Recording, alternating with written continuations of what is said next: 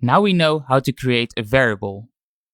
Next, we want each of these headers to be clickable and link to the same web page as the corresponding button. And for this, we can use the each function. So let's give it a try. First, we need the selector of each of these columns. So when we check out the HTML structure, we see that each column has this class and their parent has this class. So let's try it out.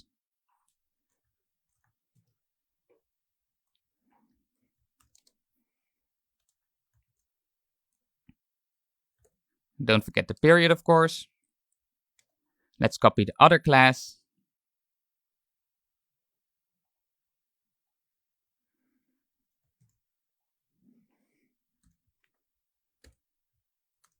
And there we go. Now, of course, we have to make sure that this is the right selector. So let's do that quickly.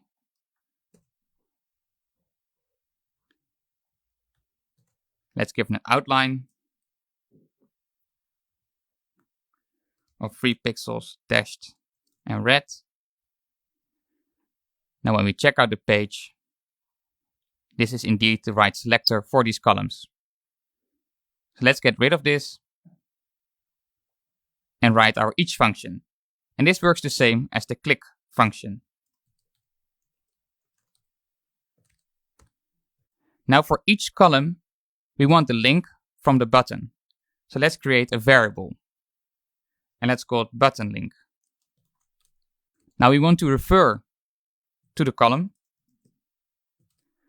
And within the column, we want to find the button. So we can use find. Now we need the button selector. And let's try this class. But we have to make sure that this class also applies to the other buttons. So let's check it out.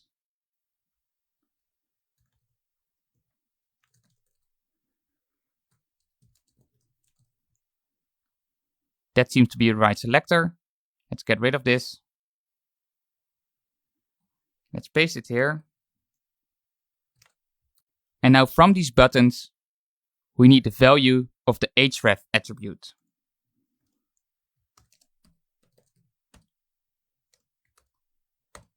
There we go. So to quickly recap, we selected the columns, and for each column, we created a variable. And this variable is called button link, and it holds the value of the href attribute of the button, which can be found in the columns. So now that we have the link, we want to make the hrefs clickable, and we can apply the same steps. We will first refer to the columns with this. Within the column, you want to find the h3. And in order to make it clickable, we will use the wrap method. And now we need several strings. We first have the opening anchor tag with the href attribute. Now let's close this string. Use the plus symbol and add the button link.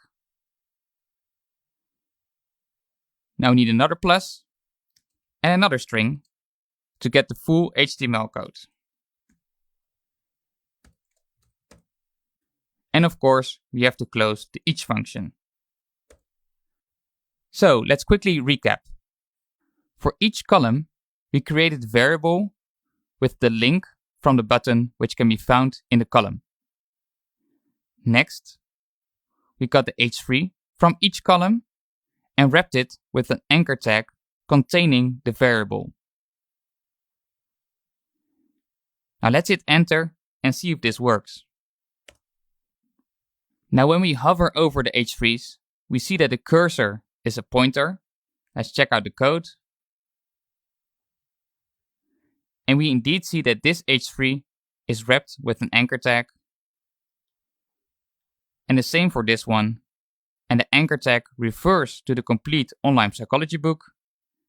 If we double check it with the button, Here we have it. It also refers to the complete online psychology book. So let's copy it to our A/B test and quickly recap.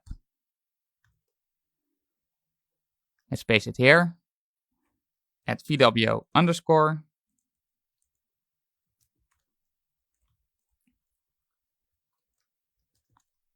Add some spaces to make it look nice. And there we have it.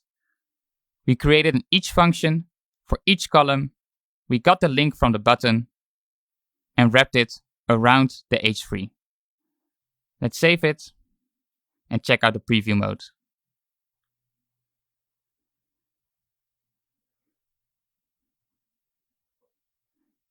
There we go. The cursor is a pointer. Let's click it. And it takes us to the right page. Now, as mentioned in the introduction of this section, you don't have to remember all this code by heart.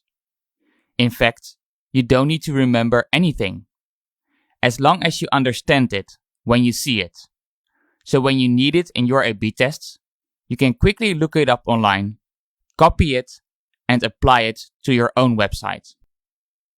So, with the each function, you can write a piece of code for several blocks at the same time.